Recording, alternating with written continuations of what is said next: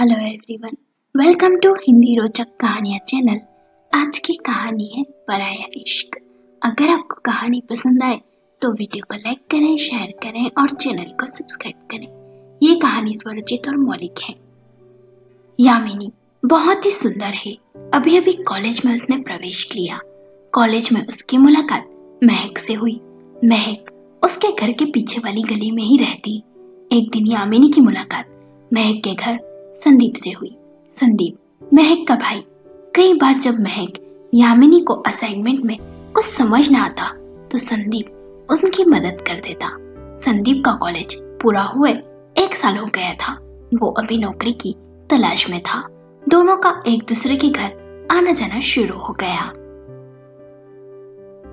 जब महक के घर यामिनी, महक और दूसरी सहेलियां रात को साथ में असाइनमेंट करती, हंसी ठिठोली करती, तब संदीप छिप छिप कर देखता। वो मन ही मन यामिनी को चाहने लगा। वो उससे अपने प्यार का इजहार करना चाहता था। इधर कॉलेज में यामिनी की मुलाकात इंडक्शन पार्टी के दौरान अपने सीनियर पलाश से हुई। पलाश पढ़ाई में काफी होशियार था। हमेशा क्लास में फर्स्ट आता। धीरे धीरे मुलाकातों का सिलसिला बढ़ा।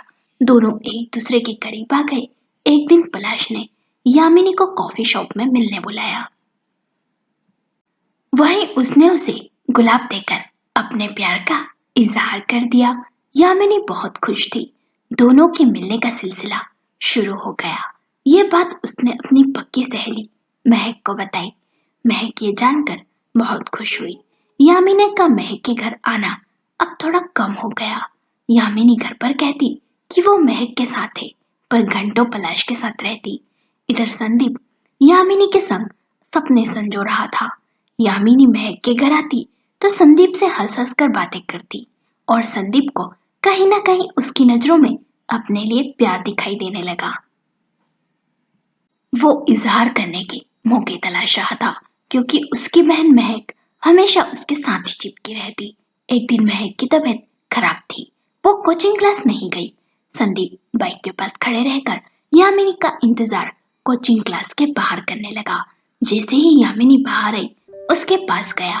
वो उसे देख बोली, संदीप भैया, आप यहाँ? संदीप ने कहा, अरे कितनी बार कहा है भैया मत कहा करो, बस यहाँ दोस्त से मिलने आया था। चलो तुम्हें घर छोड़ देता हूँ, उधर ही जा रहा हूँ। यामिनी ने कहा, नहीं मैं चली जाऊंगी। पर संदीप द्वारा बार बार कहने पर वो उसकी बाइक पर बैठ गई। कुछ दूरी पर एक सुनसान रास्ते पर संदीप ने बाइक रोक दी। यामिनी ने पूछा, क्या हुआ, बाइक क्यों रोक दी आपने? संदीप ने झूठ कह दिया, बाइक खराब हो गई है। आसपास कोई गैराज न था, इसलिए संदीप और यामिनी पैदल चलने लगे। संदीप ने यामिनी से कहा, यामिनी मैं तुमसे कुछ कहना चाहता हूँ। यामिनी ने कहा, हाँ कहिए, क्या बात है?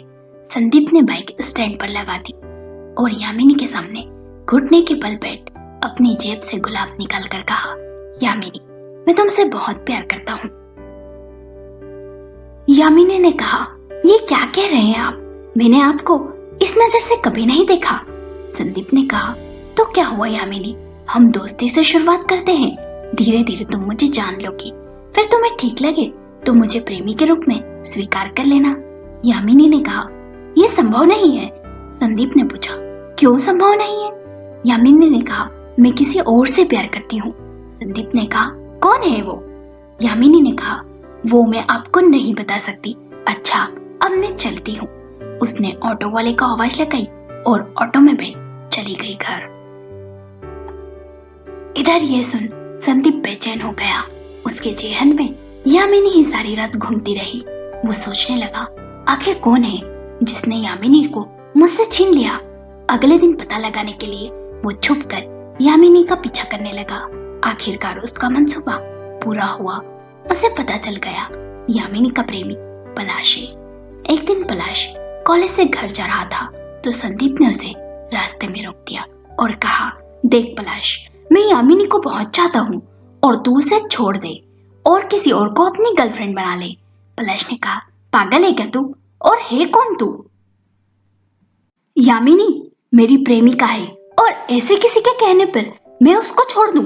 वो भी मुझसे प्यार करती है, समझा? संदीप ने गुस्से में कहा, उसे छोड़ दे, नहीं तो अच्छा नहीं होगा पलाश। और पलाश की कॉलर पकड़ ली। पलाश ने कहा, मुझे धमकी देता है तू?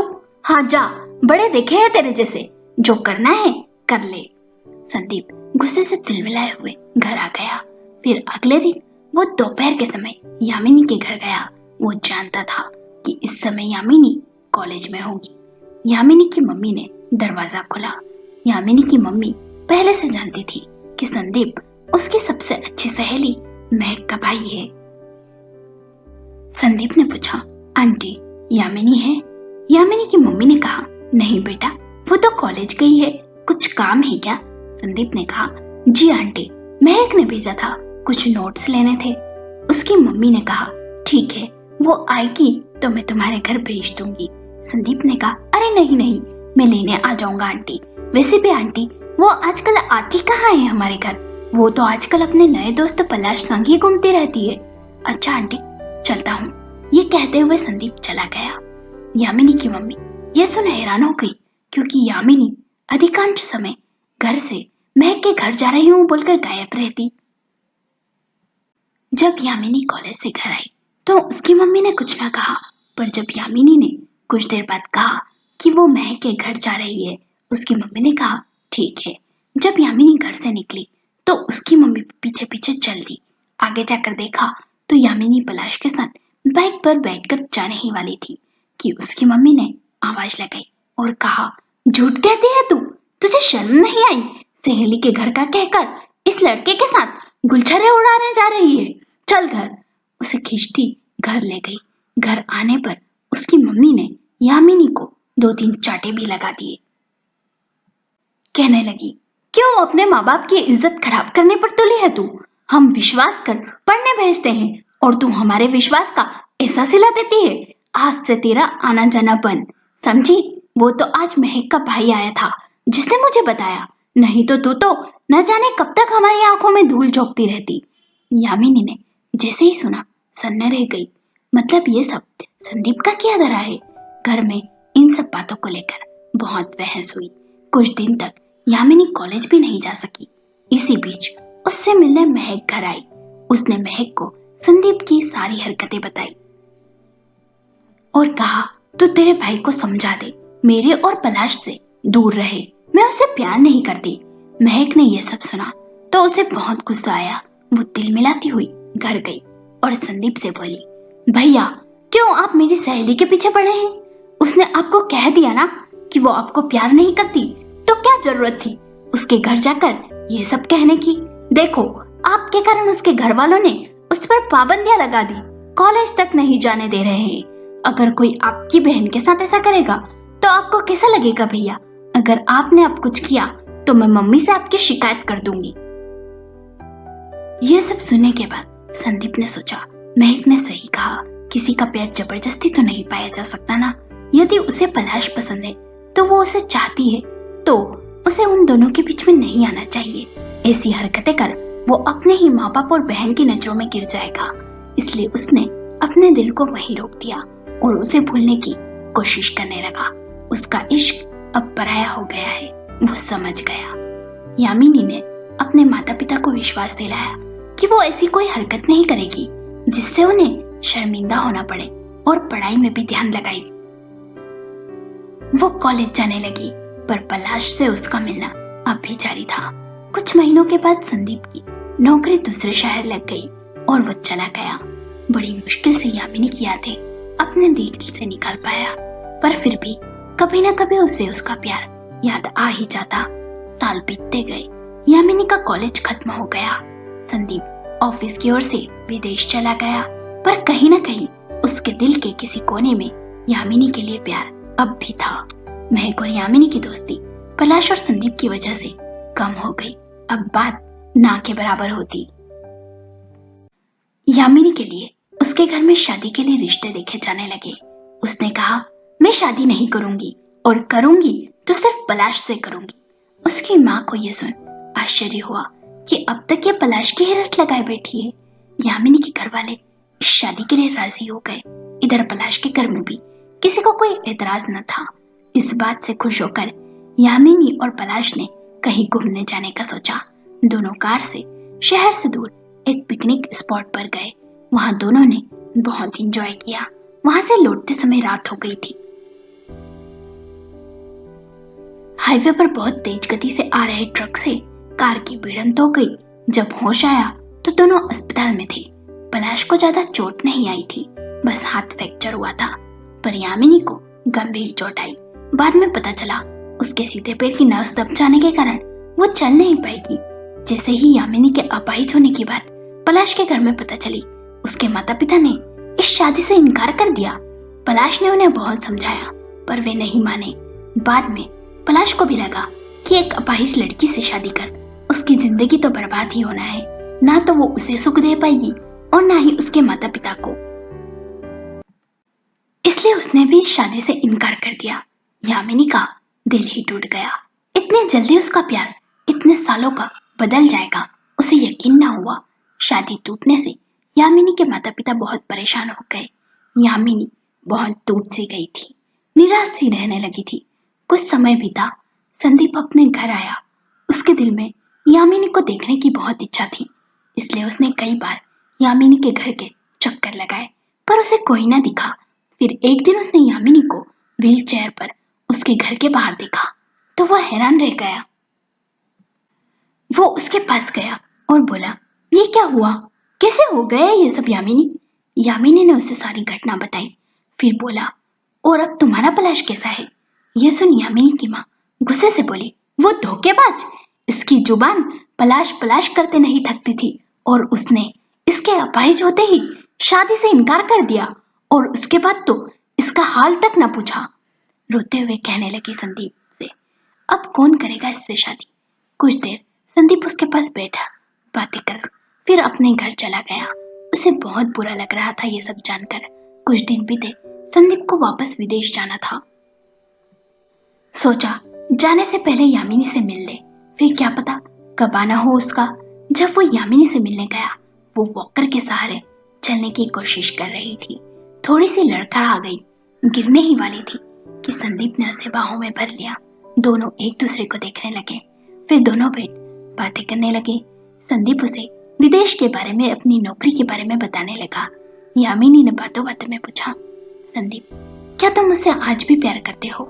संदीप ने कहा, सच कहूं तो हाँ, आज भी तुम मेरे दिल में हो। और सॉरी, उस दिन मुझे आकर तुम्हारे घर इस तरह बात नहीं करनी चाहिए थी और आंटी से वो सब नहीं कहना चाहिए था। क्या करो, जवानी में प्यार में अक्सर बहक ही जाते हैं। अच्छा, अब मैं चलता हूँ, 2 दिन बाद मैं वापस जा रहा हूँ विदेश। ये सुन यामिनी को बुरा सा लगा। क्यों लगा पता नहीं। संदीप ने जाने से पहले यामिनी को सुंदर सी घड़ी भी गिफ्ट दी थी। संदीप के जाने के बाद बहुत देर तक यामिनी के कानों में वो लफ्ज गूंज रहे थे, हाँ मैं आज भी तुमसे प्यार करता हूँ। 2 दिन बाद संदीप के घर से निकलने में कुछ ही समय बाकी था कि लैंडलाइन पर यामिनी ने फोन किया। फोन महक ने उठाया और यामिनी की आवाज सुन बोली, क्यों फोन किया? आज तुम्हें मेरी याद कहां से आ गई? यामिनी ने कहा, माफ कर दे, मैं प्यार में अंधी हो गई थी। मैं पलाश में इतना खो गई, इतने सालों की दोस्ती तक भूल गई। क्या संदीप से बात हो सकती है? महक ने कहा, भैया से? उनसे तुम्हें क्या बात करनी है? उनका दिल तोड़ तुम्हें चैन नहीं मिला क्या, जो फिर से आ गई? यामिनी कुछ ना बोली। महक ने फोन संदीप को दे दिया। यामिनी ने पूछा, हो गई तैयारी जाने की? संदीप ने कहा, हाँ बस अभी कुछ ही देर में एयरपोर्ट के लिए निकलने ही वाला हूँ मैं। संदीप, मैं तुमसे कुछ पूछना चाहती हूँ। हाँ कहो यामिनी। संदीप, वो क्या? संदीप, क्या तुम मुझसे शादी करोगी? ये सुन संदीप हैरान हो गया। कुछ क्षण रुका और बोला, क्या तुम मेरे एक सवाल का जवाब दोगी यामिनी? अगर पलाश ने तुमसे शादी के लिए इनकार न किया होता तो क्या आज तुम मुझसे ये सवाल पूछती? यामिनी ने कुछ न कहा। यामिनी की चुप्पी ने संदीप को जवाब दे दिया था। संदीप ने कहा, यामिनी, अगर तुमने मुझसे प्यार किया होता और तुम्हारे साथ ये हादसा हुआ होता तो मैं कभी तुम्हें इस तरह नहीं छोड़कर जाता। ये कहकर संदीप ने फोन रख दिया। संदीप ने अपनी बहन महक से कहा, जो हो गया उसे भूल जाओ और यामिनी से मिल लिया करना, वो बहुत दुखी है। महक ने कहा, ठीक है भैया। कुछ घंटे बाद संदीप एयरपोर्ट के लिए निकल गया। संदीप के जाने के कुछ देर बाद आज बहुत समय के बाद महक यामिनी के घर उससे मिलने गई थी। जब बातों बातों में महक ने बताया संदीप चला गया, यामिनी को बहुत बुरा लगा। उसने अपना सच्चा प्यार खो दिया। दोनों सहेलियां बैठ अपने गिले शिकवे दूर करने लगी। अचानक दरवाजे की घंटी बजी। देखा तो संदीप आया अंदर। महक उसे देख हैरान होकर बोली, भैया आप यहाँ? यामिनी भी हैरानी से देखने लगी। संदीप यामिनी के पास आया और बोला, यामिनी मैं तुमसे शादी करने को तैयार हूँ। इसे तुम सहानुभूति मत समझना मेरी।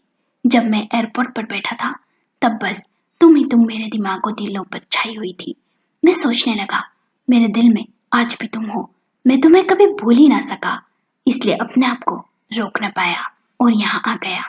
यामिनी ने कहा, मुझे माफ कर दो संदीप, मैंने पलाश के लिए तुम्हें ठुकराया। जब तुमने मुझसे उस दिन कहा तुम आज भी मुझसे प्यार करते हो, तब मुझे तुम्हारे सच्चे प्यार का एहसास हुआ और मेरी गलतियों का भी। इसलिए मैंने सोचा मैंने जो खोया उसे फिर से पालूं। इसलिए फोन कर शादी के लिए पूछा। मैं स्वार्थी नहीं हूँ संदीप, तुम ये मत सोचना। बस मुझे दुख है मैं तुम्हें समझ ना सकी। ये कहते हुए यामिनी रो दी। संदीप ने उसे गले से लगा लिया। आज उसने अपने पराये इश्क को फिर से पा लिया। संदीप और यामिनी की शादी हो गई। कुछ दिनों के बाद संदीप यामिनी को लेकर विदेश चला गया और सबसे पहले उसने उसे अच्छे डॉक्टर को दिखाया।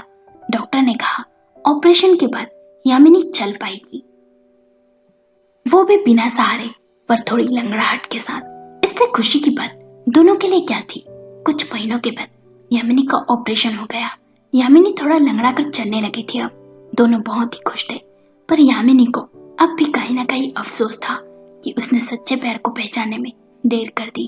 कहीं ना कहीं खुश भी थी कि अगर एक्सीडेंट ना होता तो उसे संदीप जैसा सच्चा जीवन साथी कभी ना मिलता। दोस्तों आपको कहानी कैसी लगी हमें अपने विचार कमेंट करके बताएं।